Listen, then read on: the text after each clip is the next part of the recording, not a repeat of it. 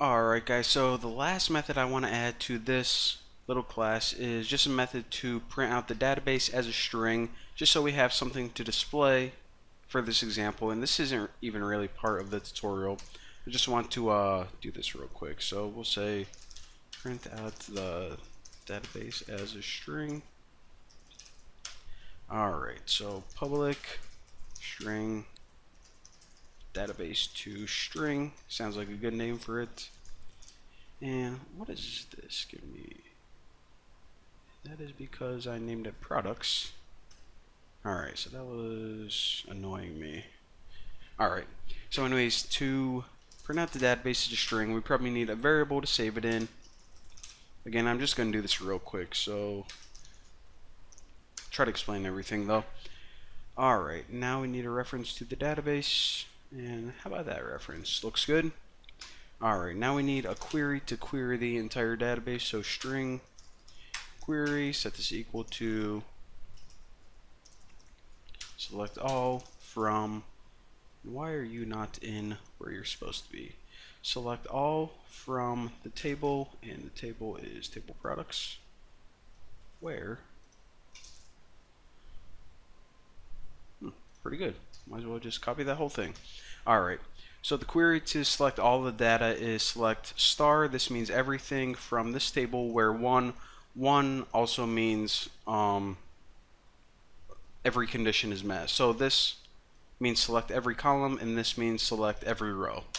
Alright, so now that we have a query, again, this tutorial doesn't really deal with cursors or anything, but just so I don't leave you guys hanging, a cursor is going to point to a location in your results.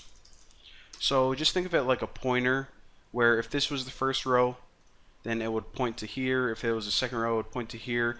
It's just so Android can manage where you are in your results and what you want to print out and everything like that.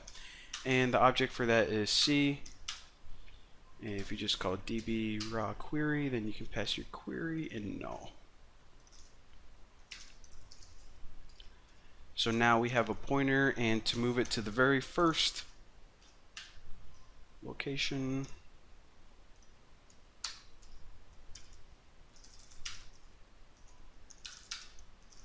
move to the first row in. Again, so this is a cursor, and the results that it is pointing to is the results of this query.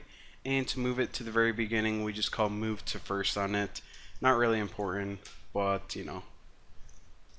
Now what I want to do is I want to say while not C dot is after last,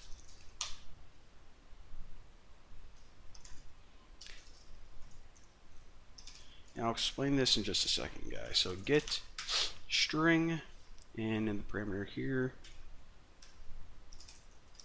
get column index, and the index is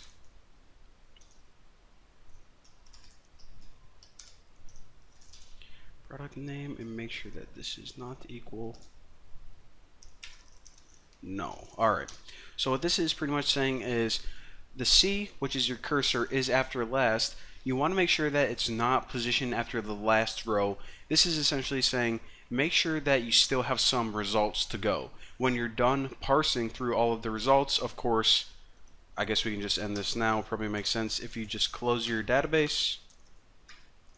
And since this method needs to return a string, we're just going to return the database string.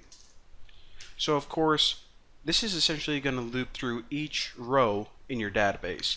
So every time we loop through a row, we just want to tack on some information on the string that we're going to return, because the string that we return is going to be printed out right here.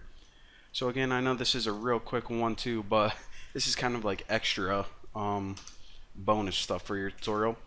So in order to add stuff onto the string, plus equals C, the cursor get string, and this is C dot get column index product name, and then db plus equals, and I just want to bump it onto a new line. And that is because this is not a string. Alright, So in order to get, let's say we had three different products. So we would have three different rows. Each of those products would have an ID and a name. So it would be like apples, bacon, and cats. Say that it was the weirdest store in the world. All this would do is it would loop through all the results in your table, every single product, and every time it did, it extracted the name of that product and it added it to the string. And this just makes it on a new line, because if we didn't, then it would just say like apples, bacon, cats, and it would all run on one single line and it would look kind of weird. So again, this is what all this is doing. Let me clean this up a little bit, and alright, looks good to go. So now the only thing that we have left to do is we need to hop back in main activity, and we can actually delete both of these right there, and we just need to make it so the interface right here can interact with this database handler. Pretty simple. So we'll actually do that in the next tutorial.